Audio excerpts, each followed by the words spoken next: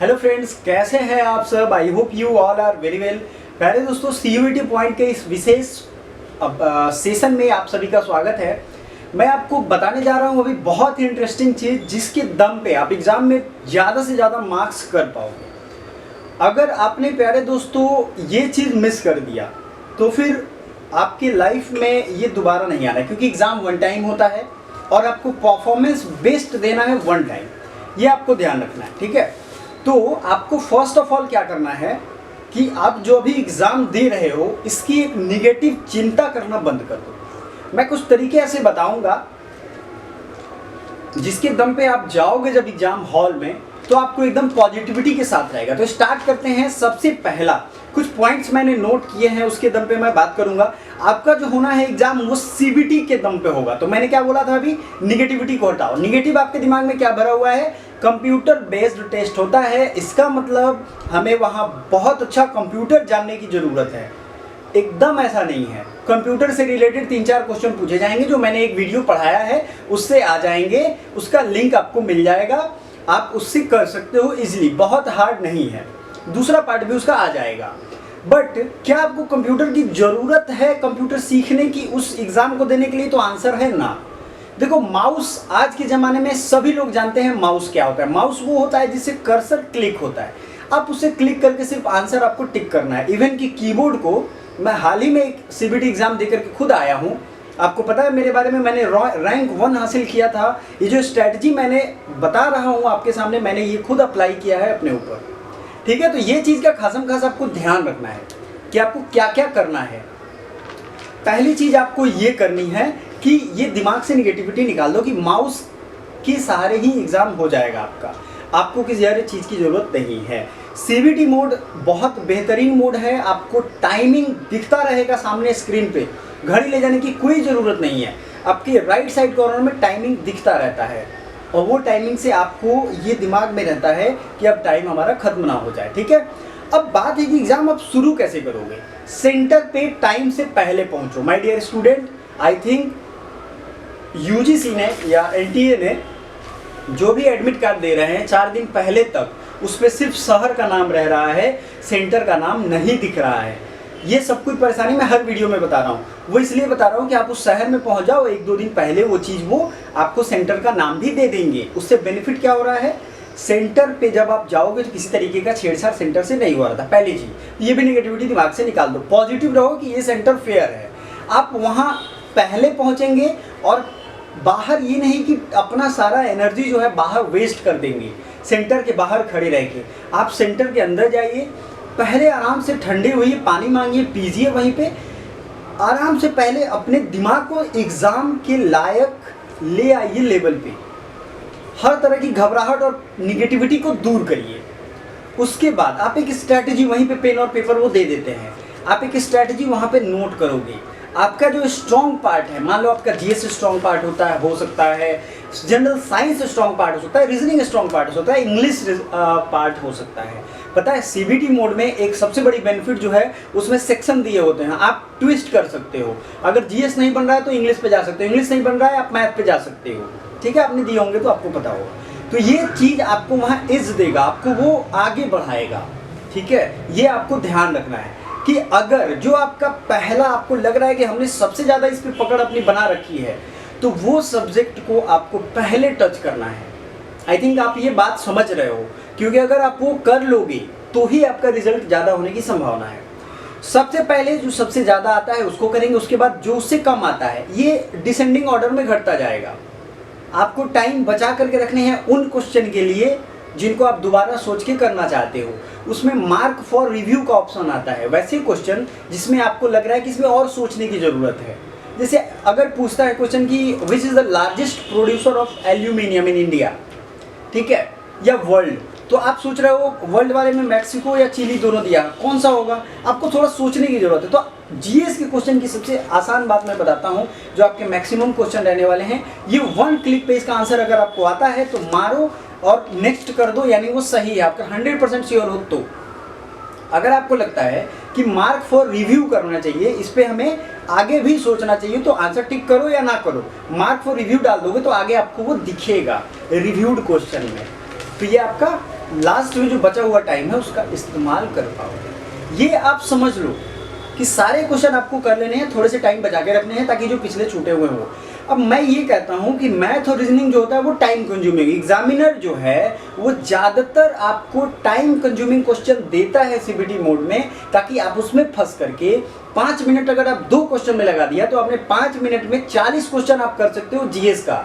तो आपने क्या किया, अपना टाइम वेस्ट कर दिया मैथ के चक्कर में। और एक बहुत ही मैं एक्सपर्ट चीज़ बता रहा हूँ आपको कि मैथ्स का क्वेश्चन जो है ना वो आप कितना भी तैयारी करके जाओ इस लेवल पे 100% नहीं बना पाओगे, तो आप वहाँ टाइम वेस्ट करोगे। इस चीज़ से आपको बचना है, बात समझ रहे हो? ये चीज़ आपको करना है। आपको 2 घंटे पहले वहाँ पे रिपोर्टिंग टाइम रहता है, वहाँ पहुँच जाना है, माहौल सेट करना है, ठीक है। वो अपना सब कुछ इंस्ट्रक्शन आपको देंगे, अटेंडेंस वगैरह आपसे बनवाएंगे। घबराना नहीं है, पानी का बोतल, सैनिटाइजर ये सब आपको ले जाने देते हैं। और आपको कंटिन्यूअस एक चीज़ का ध्यान रखना है कि आप जो क्वेश्चन करते जा रहे हो सीरियली, उसमें आपको ये कॉन्फिडेंस होना चाहिए हमेशा कि हाँ मैंने सही करते मैं जा रहा हूँ।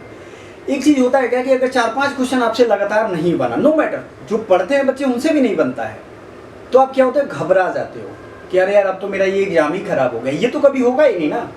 4-5 क्वेश्चन, अगर 100 क्वेश्चन में 5 क्वेश्चन आपका खराब हुआ तो 95 क्वेश्चन तो पढ़े हैं। रैशनली सोचो ना, दिमाग लगाओ कि कैसे आपने अपने आप को कह दिया कि नहीं मेरा 95 की 4 क्वेश्चन में ये क्षमता तो नहीं हो सकता है कि वो 96 क्वेश्चन आपका खराब कर दे। ये फिर मूर्खता है, आप पहले से ही कमजोर थे। तो ये दिमाग से निकाल दो कि 5 क्वेश्चन आपका 95 क्वेश्चन खराब करेगा। तो आपको ऐसा नहीं, अगर 5 क्वेश्चन आपको हार्ड लग रहे हैं कोई बात नहीं, स्किप करते जाओ, मार्क फॉर रिव्यू लगाते जाओ, कोई दिक्कत नहीं है, बाद में टाइम मिलेगा। अभी तो टाइम बच रहा है ना। आप एक राउंड 100 क्वेश्चन है, ये अगला मैं ट्रिक दे रहा हूँ आपको। 100 क्वेश्चन है तो पहले कोशिश करो 30 से 40 मिनट में सारे क्वेश्चन को एक झलक देख पाओ। 1 टाइम वॉचिंग में अगर वो क्वेश्चन बन पाया आपसे तो समझो कि आपका काम हो गया। ये ध्यान रखना है। 1 टाइम, मान लो हमने देखा और उसका आंसर आया, हमने क्लिक कर दिया, क्योंकि यही आपका रिजल्ट बनाता है। अब मैं आपको और बताता हूँ, अगर आपने मान लो 100 क्वेश्चन देखा नहीं, आप इसी क्वेश्चन में उलझे रह गए तो भी आपका घाटा है। अगर 100 क्वेश्चन आपने देखे और सिर्फ जो आपको 100% पता है 50% आपने टिक कर दिए सही, तो आपका जो है वो आपको सही नंबर आ जाने हैं। ये आपको ध्यान रखना है, ठीक है। ये आपको मैं बता रहा हूँ, ये चीज़ें आपको करनी हैं।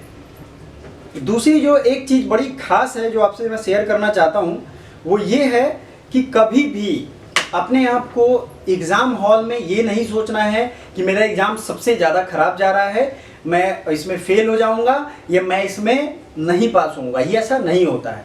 अगर एग्ज़ाम हार्ड है तो सबके लिए हार्ड है, कोई ऐसा नहीं होगा जिसका मतलब उसको पता है या ऐसा ही आने वाला था, ऐसा नहीं है। सब लोग एक लेवल से तैयारी करके जाते हैं। सभी लोग 2-3 महीने 4 महीने पढ़े हैं, कोई 6 महीने पढ़ सकता है, लेकिन इस बात की गारंटी नहीं है कि 6 महीने पढ़ा है तो वो सारा चीज़ ऑन द टॉपिक पढ़ के आया है। तो ये चीज़ एक बहुत आपको सपोर्ट करेगी, मैं बता रहा हूँ, बहुत सपोर्ट करेगी और बहुत हेल्प इससे आपको मिलेगा इस थॉट प्रोसेस से। तो ये आपको फॉलो करना है, इन सब चीज़ों को ध्यान रखना है। बीच में कितना भी कुछ हो आपको हमेशा ध्यान रखना है। 2 तरीके से क्वेश्चन किए जाते हैं। एक तो जो आपको पता है, आपने 100 क्वेश्चन है 400 नंबर के, आपको अगर उसमें से 60 क्वेश्चन सही पता हैं तो आप 60 करके आओ, 61वां क्वेश्चन आपको छूने की जरूरत नहीं, आपका रिजल्ट टॉपर्स में होगा। ये मेरा गारंटी है, क्योंकि मैंने 58 क्वेश्चन किया था और मेरा 1 रैंक आया था, मुझे आज भी याद है। और मैंने 3 सब्जेक्ट में टॉप किया था और फाइनली मैंने MSW में एडमिशन लिया था और पास आउट हुआ। तो ये चीज़ें आप जानते हो पहले से। ये करोगे तो आपको 61वां क्वेश्चन नहीं लगाना। कुछ बच्चे ऐसे हैं जिनको 50 क्वेश्चन तो आ गया, लेकिन उन्हें लग रहा है कि 10 क्वेश्चन में हम रिस्क लेंगे। अब रिस्क का फ़ायदा और घाटा मैं दोनों बताऊंगा। देखो, रिस्क का फ़ायदा ये है कि अगर आप 10 क्वेश्चन रिस्क मतलब 50-50 आप उसमें हो, 10 में आपके 4 सही हो गए तो आपको 16 नंबर मिलेंगे। 6 गलत हो गए तो कितने कटे आपके? 6 नंबर कटे। तो फिर भी आप 10 पॉजिटिव में हो। लेकिन अगर आपने उन क्वेश्चन को नहीं टच किया होता तब क्या होता? आपका सिर्फ 50 का ही आंसर आता। ऐसे तो आपको अभी फायदा दिख रहा होगा, लेकिन आप ये सोचो कि आपको 30 ही क्वेश्चन पहले पता था, अब 70 जो आपको है और क्वेश्चन उसमें आप तुक्का मारने लगे। तो जो आपका ये कैसे? क्योंकि अगर आपको 30 क्वेश्चन पता है तो आपकी बेसिक नॉलेज वाकई में कम है, आपको रिस्क लेने की जरूरत वहाँ है ही नहीं। ये उन बच्चों के लिए जिनको 55 क्वेश्चन आते हैं और 55 आने के बाद उनको ये टेंशन हो रहा है कि हम अब जो 50-50 हमें पता है उसको लेके नहीं, क्योंकि उसमें जो पॉजिटिव चीज़ें आएंगी मैंने आपके साथ शेयर कर लिया। लेकिन मान लो ऐसा भी हो सकता है कि आपको 30 ही पता है और 70 में आप सोचोगे कि चलो 40 इसमें मार देते हैं, 10 भी सही हो गया तो 30 गलत होगा, तो 30 का 30 नंबर ले गया और 10 का 40 नंबर दिया, तो यहाँ आपको 10 फायदा होगा। लेकिन एक चीज़ ध्यान रखो, ये आपको नेगेटिविटी आपका बढ़ाएगा। रीज़न क्या है? क्योंकि आपने ये एक्सपेक्ट कर लिया था कि मेरा 30 और 60 90 क्वेश्चन मैं करके आया हूँ, आपको उस रेशियो में नंबर नहीं आएंगे। क्या कितना बढ़ा आपका? 30 चौका 120 और 10 नंबर उसका जो आपने तुक्का किया था। तो आपको क्या करना है? तुक्का भी तभी मारना है जब आप 50-50 हो या 60% आपको लग रहा है हाँ ये सही हो सकता है। 20 क्वेश्चन पे ट्राई करना है, ये नहीं कि बाकी के जितने क्वेश्चन बचे हैं सब पे ट्राई करना है। ये आप नहीं करोगे। वीडियो अच्छा लगा होगा तो शेयर भी करिएगा और जाते जाते लाइक भी करिएगा। कोई क्वेरी हो तो जरूर पूछिएगा, अगला गाइडेंस वीडियो में हम लोग लेकर के जल्दी आएंगे। Thank you so much for watching, bye for now.